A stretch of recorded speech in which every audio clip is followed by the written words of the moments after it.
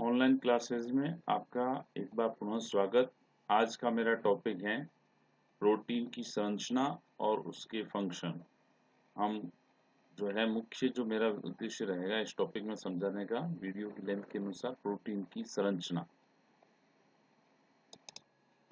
देखिए, protein word जो है एक ग्रीक वर्ड है जो प्रोटियोस जिसका अर्थ होता है प्राथमिक, और दूसरा शब्द है प्रोटियोस मीन्स प्राथमिक, यानी हमारे शरीर के लिए सबसे फर्स्ट, मतलब सबसे ज़्यादा Paramount importance of biological system. क्योंकि हम जानते हैं हमारे शरीर की जितनी भी बायोलॉजिकल रिएक्शंस होती हैं, बायोकेमिकल रिएक्शंस होती हैं, उसमें पीएच 7 और बॉडी टेम्परेचर पर उनको एक्टिव रखने के लिए एंजाइम की ज़रूरत होती है, और एंजाइम खुद प्रोटीन ही होते हैं। और हमारे शरीर की प्रतिरक्षा, हमारे शरीर में डिफेंस सिस्टम, हर चीज़ में प्रोटीन ही सर्व प्रमुख है।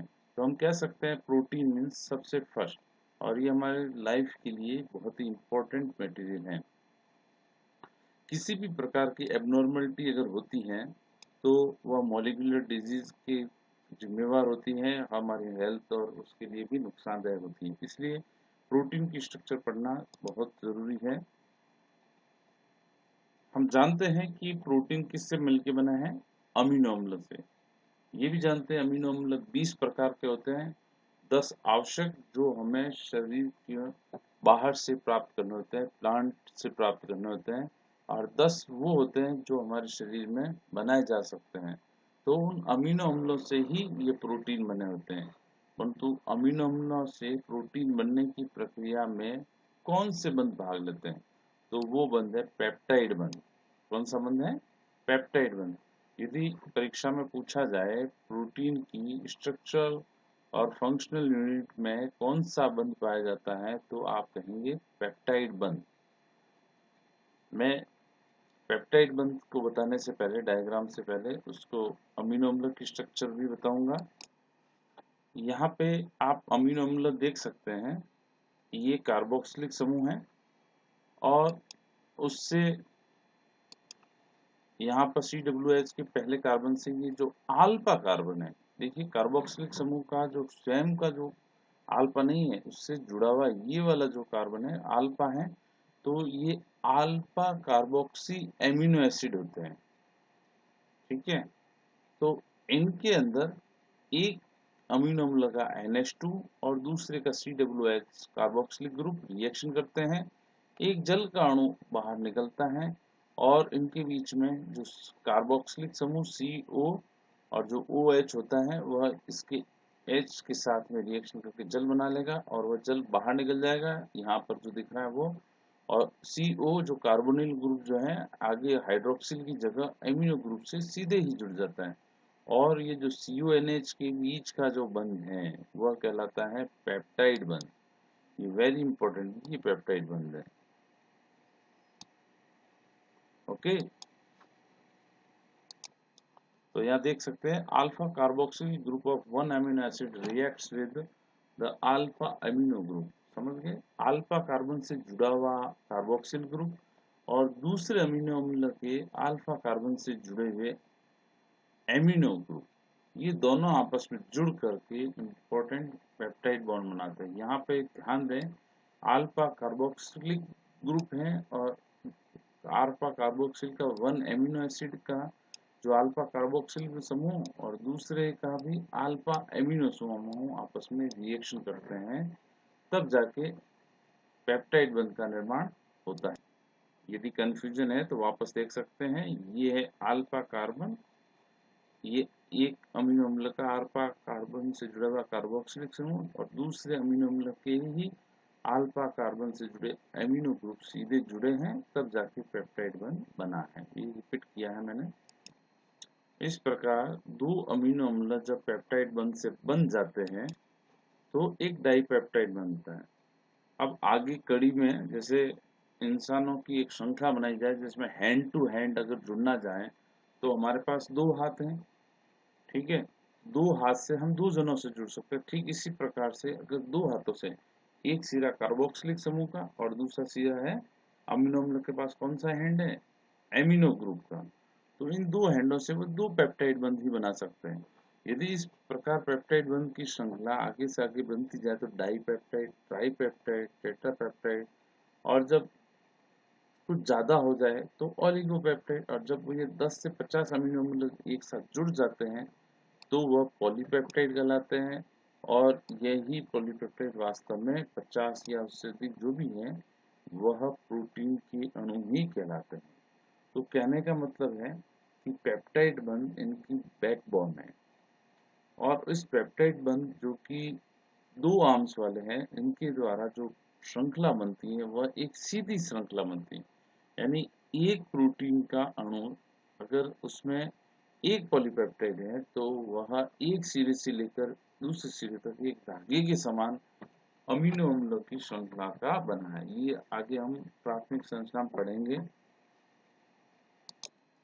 नाउ टॉपिक है structure of protein, organisation of protein.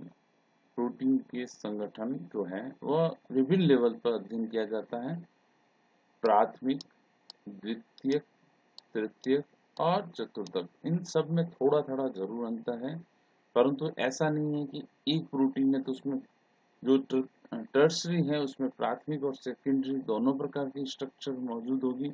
जो क्वाटरनरी है तो उसमें प्राथमिक, द्वितीयक, तृतीयक इन तीनों के गुण उसमें मौजूद होते हैं। ये हमारे स्टडी के लिए है, जो भी लेवल है। देखिए, प्रोटीन की प्राथमिक संरचना जो वास्तव में मतलब इनके पेप्टाइड बॉन्ड से बंधे होने के फलस्वरूप बनी हुई अमीनो अम्ल की श्रृंखला है। वह ओलिगोपेप्टाइड भी हो सकती हैं, टेट्रा, ओलिगो या पॉलीपेप्टाइड श्रृंखला कुछ भी हो सकती है। अमीनो अम्ल की संख्या जो कि प्रोटीन की जो जीन से जुड़े हुए हैं उनकी द्वारा उन अमीनो अम्लों का क्रम और उनकी संख्या निर्धारित होती है। तो आप कह सकते हैं हर प्रोटीन में एक विशिष्ट संख्या में अमीनो अम्ल होते हैं। प्लीज नोट करें, हर प्रोटीन में अमीनो अम्लों की संख्या निश्चित होती है, उनका क्रम भी निश्चित होता है, और क्रम के साथ साथ कौन सा अमीनो अम्ल कितनी बार है, कहाँ पर है, सब कुछ एक निश्चित जगह है। यदि इसमें थोड़ा सा भी फेरबदल होता है तो प्रोटीन की संरचना बदल जाती है, तो प्रोटीन के फंक्शन जो भी है वह भी संभव नहीं होते। तो प्राइमरी स्ट्रक्चर वेरी इंपॉर्टेंट। तो यहाँ पे लिखा हुआ है simple primary structure denotes the number and sequence of amino acid in the protein. तो आपको सीधे शब्दों में यही कहना है, प्रोटीन की प्राथमिक संरचना वास्तव में अमीनो अम्लों की संख्या और उनके क्रम को निर्धारित करती हैं, और उनकी यूनिक जो अमीनो एसिड सीक्वेंस है वह किसके द्वारा निर्धारित होता है, जीन्स के द्वारा। और जीन के अंदर कोई उत्परिवर्तन होता है तो यूनिक अमीनो अम्लों का जो क्रम है वह बदल जाएगा, और वह प्रोटीन संभवतया क्या अधिकांशतः खराब ही हो जाती है, वो अपने कार्य को करने में सक्षम नहीं है। जैसे यहाँ पे एक उदाहरण दिया गया सीक्वेंस का कि ग्लाइसिन, एलेनिन एंड वेलिन, और उसके बाद में ग्लाइसिन, वेलिन एंड एलिन। वो कहने को कह सकते हैं अमीनो अम्ल तो वही है तीन, परंतु यहाँ पे क्रम बदल गया। एलिन और वेलिन के बीच में म्यूचुअल चेंजेस आ गए हैं, और इसी फलस्वरूप इनकी प्रवृत्ति भी चेंज हो जाएगी, पेप्टाइड भी ये अलग कहलाएंगे, सेम नहीं हो सकते। पेप्टाइड बॉन्ड की प्रवृत्ति, पेप्टाइड बॉन्ड आप जानते हैं कि उसके किस किस के बीच में होता है, कार्बोनिल समूह और अमीनो समूह के बीच में होता है, CONH। और वास्तविक जो बंध होता है वो आप देख सकते हैं, वास्तविक पेप्टाइड बंध जो है वास्तव में ये जो कार्बोनिल समूह है और दूसरा जो अमीन समूह है उनके कार्बन और नाइट्रोजन के बीच में जो ये जो बंध है यही वास्तव में इसका बंध है, जिसे पेप्टाइड बंध कहते हैं। इसकी प्रवृत्ति क्या है, प्रवृत्ति ऐसी होती है इसके पास में ऑक्सीजन वाला जो द्विबंध है वह इनके बीच में म्यूचुअल इंटरेक्शन होते हैं, फलस्वरूप जैसे ये H ले लेगा इस तरफ तो इसके द्विबंध C और N के बीच में डबल बॉन्ड बनाने की प्रवृत्ति होती है, जिसका नीचे डेक्स डायग्राम आपको दिखाता हूँ आपको। देखिए यहाँ पे CON है, तो हाइड्रो H जो है इसके ऊपर जा सकता है या इलेक्ट्रॉन ये इसके ऊपर ले लेगा। C और N के बीच में दोहरा बंध बनाने की प्रवृत्ति होती है, जिसके कारण C और N के बीच में जो एकल बंध जो वास्तव में दिखता है, वास्तव में वह आंशिक रूप से द्विबंध के लक्षण भी रखता है, और फलस्वरूप यहाँ पर न तो वह एकल बंध जितना लंबा रह पाता है और न ही द्विबंध जितना छोटा रह पाता है। उसके अंदर एकल बंध के अंदर द्विबंध के लक्षण आ जाते हैं, और इसी कारण से इसका जो पैटर्न है चेंज हो जाता है। पेप्टाइड बॉन्ड वास्तव में पार्शियल डबल बॉन्ड होता है, और C और N वास्तव में ट्रांस कंडीशन में रहते हैं। और चूंकि इस प्रकार से पेप्टाइड बंध के कार्बन और नाइट्रोजन के एकल बंध में द्विबंध के लक्षण आ जाने के कारण उनके अंदर रोटेशन की जो फ्रीडम है वह खत्म हो जाती है, और इसी वजह से जो एंगल ऑफ रोटेशन है, एंगल ऑफ रोटेशन जिसे कि रामचंद्रन एंगल भी कहते हैं, वह नहीं हो पाता है। और इस तरह से यह पेप्टाइड बंध अति विशिष्ट है। प्रोटीन की जो पेप्टाइड है उसको स्टिफनेस भी प्रोवाइड करता है यह एकल बंध के अंदर आंशिक द्विबंध के लक्षण। यहाँ पर एक उदाहरण है primary structure of human insulin का बताया गया है, जिसमें विभिन्न अमीनो अम्लों का क्रम दिखाया गया है। 2 प्रोटीन श्रृंखलाएं हैं यहाँ पे आपको दिख रही है, यहाँ से स्टार्ट हो रखी है, ये 21वें नंबर तक का ये है अमीनो अम्ल। दूसरी प्रोटीन की जो श्रृंखला है वह 1 नंबर से लेके 30 नंबर तक है, यानी 30 अमीनो अम्ल दूसरे वाले प्रोटीन बी चेन में, और ए चेन के अंदर 21 अमीनो अम्ल है। टोटल 51 अमीनो अम्ल एक इंसुलिन प्रोटीन के अंदर होते हैं। इनका क्या क्रम है इससे आप देख सकते हैं। ये जो क्रम की बात कर रहे हैं अमीनो अम्ल का, ग्लाइसिन, आइसोल्यूसिन, वैलिन, ग्लूटामिन जो भी है, इस क्रम को ही हम प्राथमिक संरचना में पढ़ते हैं।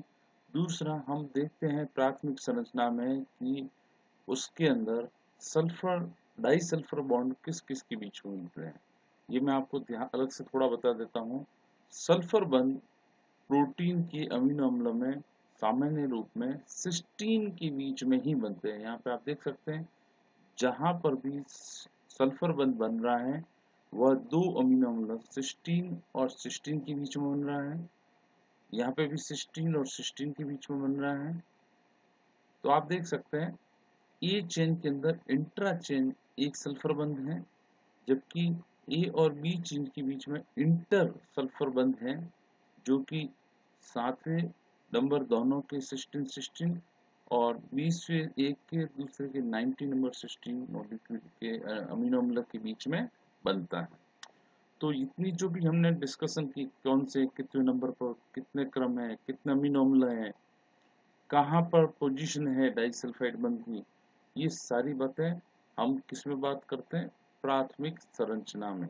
आप समझ गए होंगे प्राथमिक संरचना का मतलब है पेप्टाइड बंध से बंधे हुए अमीनो अम्लों का प्रोटीन में जो क्रम है उसके बारे में, कुल कितने अमीनो अम्ल हैं इसके बारे में अध्ययन करते हैं।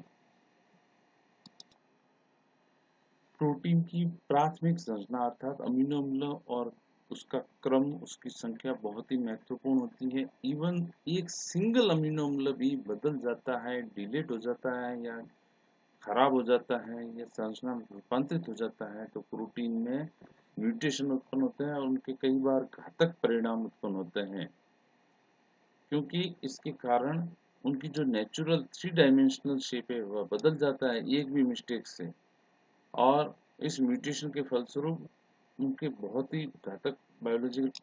इसका एक उदाहरण है नॉर्मल हीमोग्लोबिन की तुलना में जब हमें म्यूटेशन हो जाता है सिकल सेल एनीमिया डिजीज में, उसमें क्या होता है कि 6th अमीनो अम्ल जो होता है बीटा चेन का, वह ग्लूटामिक एसिड के स्थान पर वैलिन आ जाता है। सिर्फ एक अमीनो अम्ल, देखिए बहुत सारे हजारों की संख्या में अमीनो अम्ल होते हैं हीमोग्लोबिन में टोटल, परंतु एक अमीनो अम्ल बदल गया तो वो सारा का सारा आरबीसी का आकार ही बदल गया, सिकल सेल एनीमिया हो गया और एक तरह से जेनेटिक प्रॉब्लम क्रिएट हो गई। तो ये आप समझ सकते हैं कि प्रोटीन की संरचना में अमीनो अम्ल कितना, उनका क्रम कितना विशिष्ट और महत्वपूर्ण होता है। अब प्रोटीन की प्राथमिक संरचना कंप्लीट हो गई है। अब हम बात करते हैं प्रोटीन की द्वितीयक संरचना, सेकेंड स्ट्रक्चर ऑफ प्रोटीन। देखिए, ये कोई अलग नहीं है प्राथमिक संरचना से। प्राथमिक संरचना के प्रोटीन के जो अमीनो अम्ल हैं वही आगे और ज्यादा 3D स्ट्रक्चर। देखिए, प्राथमिक संरचना तो सीधी सी एक धागे के समान प्रोटीन की श्रृंखला के बारे में बताते हैं, परंतु सेकेंडरी, इससे ऊपर की टर्शरी, क्वाटरनरी यानी द्वितीयक, तृतीयक और चतुष्क प्रकार की जो स्तर की जो संरचना है वो वास्तव में प्रोटीन की 3D स्ट्रक्चर है, अर्थात 3 डायमेंशनल। वो मतलब 3 डायमेंशनल स्पेस के अंदर किस प्रकार से दर्शित होते हैं और उनकी जो 3D स्पेस है, 3D संरचना वैसी क्यों बनती है, उनके बारे में हम सेकेंडरी टर्शरी स्ट्रक्चर में बताएंगे। पहला जो संरचना है द्वितीयक स्तर की, उस प्रोटीन के अंदर क्या होता है। देखिए, इन प्रोटीन के अंदर 3 से 4 अमीनो अम्ल दूरी पर जो लीनियर श्रृंखला है, आप जानते हैं ना, जैसे अमीनो अम्ल एक लंबी श्रृंखला बने हैं, तो 3-4 अमीनो अम्ल छोड़ करके जो अमीनो अम्लों के बीच में इंटरेक्शन होता है आपस में, यानी एक अमीनो अम्ल थोड़ा कुछ दूरी पर अमीनो अम्ल के साथ कुछ इंटरेक्शन रखता है और उन्हीं इंटरेक्शन के फलस्वरूप कुछ विशिष्ट संरचना बनती हैं। और वो कौन कौन से बंध हैं? नॉन कोवैलेंट फोर्सेज, जैसे हाइड्रोजन बंध। ये कोई सहसंयोजक बंध नहीं है। हाइड्रोजन बंध जानते हैं आप, ऑक्सीजन पार्शियल आंशिक ऋणावेशित और आंशिक धनावेशित हाइड्रोजन प्लस के बीच में जो आकर्षण बंध बनता है वह हाइड्रोजन बंध बनाता है। इसके अलावा हाइड्रोजन बंध के अलावा हाइड्रोफोबिक इंटरेक्शन भी होते हैं, वंडरवाल बंध भी होते हैं जो कि बहुत ही कमजोर प्रवृत्ति होते हैं, कुछ इलेक्ट्रोस्टैटिक आयनिक प्रकार के बंध भी होते हैं, जिसके कारण प्राथमिक संरचना द्वितीयक संरचना में बदल जाती है। इसके उदाहरण से आप अच्छे से समझेंगे। पहली संरचना तो है अल्फा हेलिक्स। पॉलिंग, जिन्होंने साइंटिस्ट ने नोबेल प्राइज जीता था, कोरे के साथ में अल्फा हेलिक्स और बीटा प्लेटेड स्ट्रक्चर को बताया था, जिसमें अल्फा हेलिक्स के बारे में कहा जा सकता है कि वो मोस्ट कॉमन है, प्रकृति में सर्वाधिक कॉमन है और अधिक स्टेबल संरचना है। ये देख सकते हैं आप कि ये अमीनो अम्ल की जो श्रृंखला है वह एक स्पाइरल कुंडलित आकार में सांप की तरह कुंडलित हो जाती हैं। और ये कुंडलित क्यों होती हैं? क्योंकि इनके विभिन्न स्थानों पर, आपको मैं बता सकता हूँ, जगह जगह पर इनके बीच में हाइड्रोजन बंध बन जाते हैं, जिसके कारण ये एक स्पाइरली फॉर्म स्ट्रक्चर बन जाती है। देखिए आप, ये हाइड्रोजन बंध है जिसके कारण ये कुंडलित होता है। ये ठीक वैसे ही कि धागे को बार बार ज्यादा मोड़ते जाएं तो वो कैसे छोड़ने के बावजूद भी वो कुंडलित रहता है, तो ठीक वैसे ही यह अल्फा हेलिकल है। तो ये किस कारण से बनती है? हाइड्रोजन बंध के कारण। प्रत्येक एक अमीनो अम्ल के कार्बोक्सिल समूह के NH का H और दूसरे का कार्बोनिल समूह के OH के साथ में रिएक्शन होती है हाइड्रोजन बंध की, और वह एक के बाद में चौथे नंबर के अमीनो अम्ल के साथ हमें हाइड्रोजन बंध बनाने की सामान्य प्रवृत्ति होती है। और अल्फा हेलिक्स जो स्पाइरल स्ट्रक्चर है वह बैकबोन के बीच में हाइड्रोजन बंधों के कारण बनती हैं और इनके कारण जो प्रत्येक टर्न है, यानी एक राउंड टर्न जब लेता है, उस दौरान ये जैसे एक राउंड टर्न लिया और दूसरा आया, तो यहाँ से लेके यहाँ तक में इस दौरान तक कुल कितने अमीनो अम्ल होते हैं? 3.6 अमीनो अम्ल रेसिड्यू इसके अंदर आ जाते हैं। ये एक ऑथेंटिक है साइज। और इस प्रकार से alpha helix generally right handed होते हैं। लेफ्ट हैंडेड अल्फा हेलिक्स बहुत ही रेयर होते हैं। ये पॉइंट नोट कर सकते हैं आप। अल्फा हेलिक्स जो दूसरी प्रकार की संरचना है, प्रत्येक टर्न के बीच में जो डिस्टेंस है वो कितना है? 3.6 रेसिड्यू अमीनो अम्ल के होते हैं और प्रत्येक डिस्टेंस कितनी है हेलिक्स के बीच में 1.5 एंगस्ट्रॉम। और सामान्यतः कैसे होते हैं राइट हैंडेड, लेफ्ट हैंडेड जो है रेयर है, दुर्लभ है, क्योंकि अमीनो अम्ल जो प्रकृति में पाए जाते हैं सामान्यतः आर वैरायटी के होते हैं, सॉरी एल वैरायटी के होते हैं, जिसके कारण लेफ्ट हैंडेड रेयर होती है, राइट हैंडेड स्ट्रक्चर कॉमन होती है। दूसरे प्रकार की संरचना जो है बीटा प्लीटेड संरचना। देखिए अल्फा हेलिक्स में तो आप समझेंगे हेलिकल संरचना होती है, सर्पिल कुंडली का, जबकि बीटा प्लीटेड यानी प्लेट फॉर्म में होती है, बीटा प्लेट्स बनती हैं। इसकी संरचना से आप देख सकते हैं, यहाँ पे आप देख सकते हैं ये दो प्लेटें हैं, यहाँ पे दो अलग अलग बता रखी है, परंतु ऐसा नहीं है, ये प्लेट आगे जाकर के मतलब एक जगह से जाकर के ऐसे टर्न लेती हैं, फिर ये तीसरी लेयर हो जाती है। तो यहाँ पे सिर्फ ये दो लेयर बताई गई है और इन दो लेयर के बीच में आप देख सकते हैं ये बैकबोन जा रही है और इनके बीच में देखो एक पट्टी और दूसरी पट्टी के बीच में इस प्रकार से हाइड्रोजन बंध बनते हैं, ठीक है। और ये पैरेलल भी हो सकती है और एंटी पैरेलल भी हो सकती है। यहाँ पे संरचना से ज्यादा हमें प्रोटीन की संरचना के बारे में पढ़ना है। तो बीटा प्लेटेड में स्पाइरली कोइल्ड न होकर के जो अमीनो अम्ल की जो श्रृंखलाएं हैं वह एक दूसरे के ऊपर प्लेट की फॉर्म में होती हैं। आप देख सकते हैं पैरेलल एंटी पैरेलल संरचना में यहाँ पे जो डायरेक्ट बता रखा है बीटा प्लेटेड का है और इनके बीच में प्लेटों के बीच में हाइड्रोजन बंध बनते हैं। ये प्लेट भी दो प्रकार की है, समानांतरित और प्रति समानांतरित, परंतु यहाँ पर हमें अल्फा और बीटा प्लेट दोनों के बारे में बात नहीं, ज्यादा बात नहीं करेंगे हम। यहाँ पे एक बात नोट कर लें कि जहाँ प्राथमिक संरचना में कौन कौन से बंधों ने भाग लिया था, पेप्टाइड बंध और सल्फाइड बंध, परंतु यहाँ पर द्वितीयक संरचना यानी क्या कारण है कि वह या तो बीटा प्लेट यानी प्लेट के फॉर्म में आ जाती है या अल्फा हेलिक्स यानी कुंडलित आकार में आ जाती है, उसका कारण है एक ही हाइड्रोजन बंध। नॉन आयोनिक इंटरैक्शंस, हाइड्रोजन बंध आयोनिक इलेक्ट्रोस्टैटिक इंटरेक्शन भी हो सकते हैं और ये इंटरेक्शन के फलस्वरूप ये विशिष्ट प्रकार की अल्फा हेलिक्स और बीटा प्लेट बनती हैं। एक डायग्राम से बताता हूँ। देखिए ये प्राथमिक संरचना है जिसमें एक धागे जैसा जो प्रोटीन स्ट्रक्चर बता रखी है आपको, ये प्राथमिक प्रोटीन है, ठीक है। जब इसमें हाइड्रोजन बंध का समावेशन हो गया, कुछ नॉन हाइड्रोजन बंध के अलावा और भी दूसरे वंडरवाल बंध इनका समावेशन हो गया, तो इस कारण से ये स्पाइरली कोइल्ड अल्फा हेलिक्स या दूसरी जो प्लेट फॉर्म में जो है पैरेलल या एंटी पैरेलल जो प्लेट है, इस प्रकार की सेकेंडरी स्ट्रक्चर बदल गया। ये क्यों बने? क्योंकि उनकी श्रृंखलाओं में हाइड्रोजन बंध का समावेशन हो गया। अब बात आती है टर्शियरी स्ट्रक्चर। अभी जो अल्फा हेलिक्स है वह खुद भी अलग अलग तरह से फोल्ड हो सकती हैं और क्योंकि उनके बीच में वीक इंटरेक्शंस हो जाते हैं और ये फोल्डिंग के बीच कई बार ऐसा भी होता है कि अल्फा हेलिक्स और बीटा प्लेट दोनों एक साथ में एक ही प्रोटीन के अंदर जगह जगह डोमेन में मौजूद होती है। बड़े प्रोटीन में कुछ भाग अल्फा हेलिक्स कुछ भाग बीटा प्लेट के रूप में होता है और वो सामूहिक रूप से एक टर्शियरी स्ट्रक्चर भी बना लेते हैं। और क्वाटर्नरी स्ट्रक्चर तब होती हैं जब एक से अधिक, यहाँ पे दो पॉलीपेप्टाइड एक साथ बताया हुआ है, consist of more than one polypeptide chain.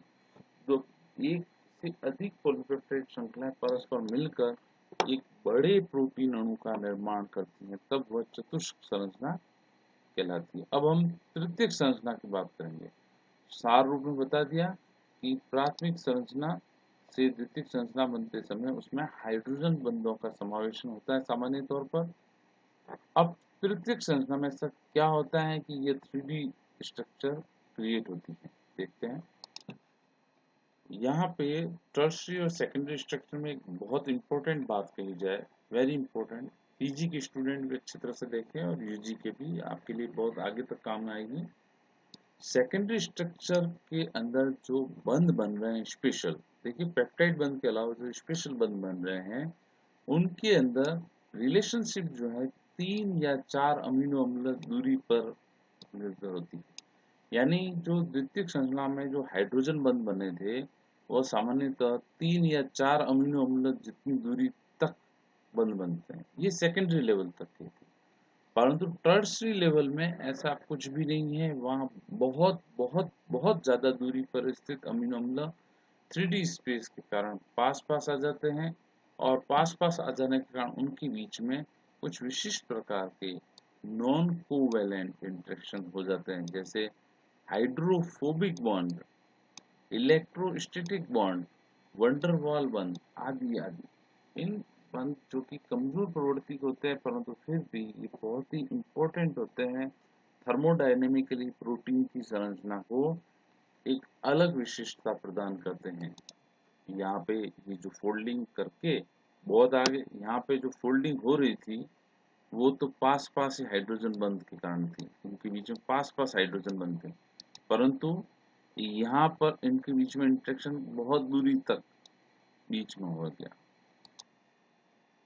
इनके बीच में जैसे यहाँ हाइड्रोजन इसके बीच में बनता है, इसके बीच बन गया, तो कोई वो 3-4 अमीनो अम्ल नहीं, बहुत ज्यादा दूरी तक के होते हैं। यानी सेकेंडरी स्ट्रक्चर में हाइड्रोजन बंध जो बनते हैं 3 या 4 अमीनो अम्ल जितनी दूरी पर अमीनो अम्ल जो स्थित होता है उससे जुड़े होते हैं, जबकि टर्शरी में ऐसा कोई अमीनो अम्ल 3-4 नहीं, बहुत ज्यादा दूरी से स्थित अमीनो अम्ल से भी वो इंटरेक्शन शो कर सकते हैं।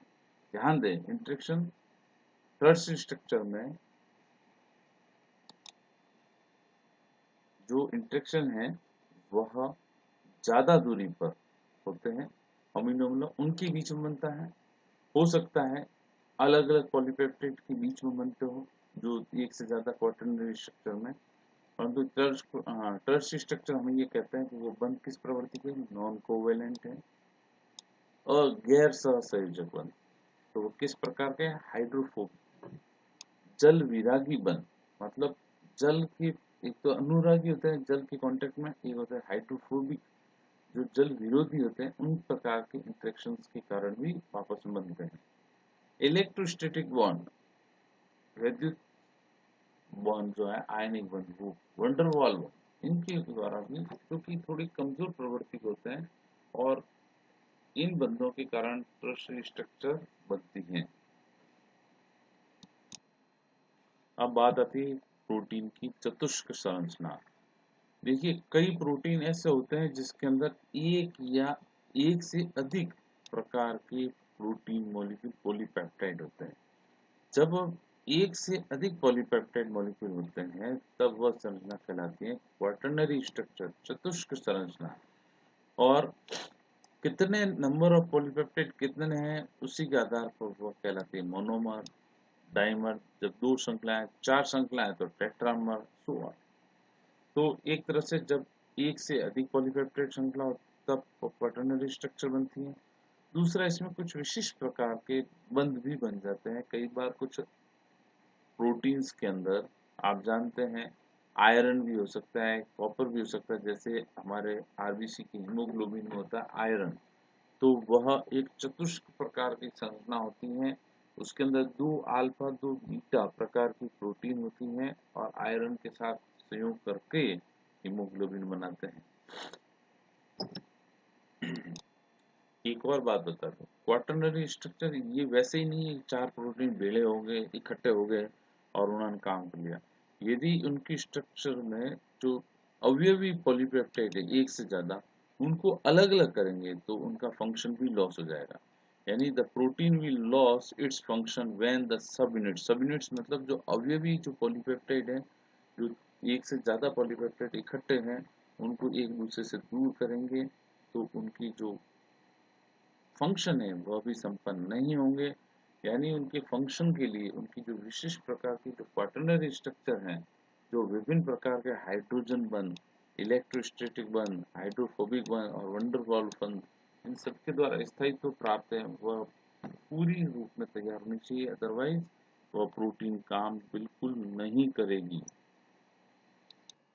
एक और बात है चतुष्संरचना में भाग लेने वाले विभिन्न अवयवी पॉलीपेप्टाइड यदि एक समान हैं तो वो होमोडाइमर, यदि अलग अलग हैं तो हेटेरोडाइमर होती है। जैसे हीमोग्लोबिन के अंदर 2 अल्फा 2 बीटा चेन्स होती हैं, ठीक है।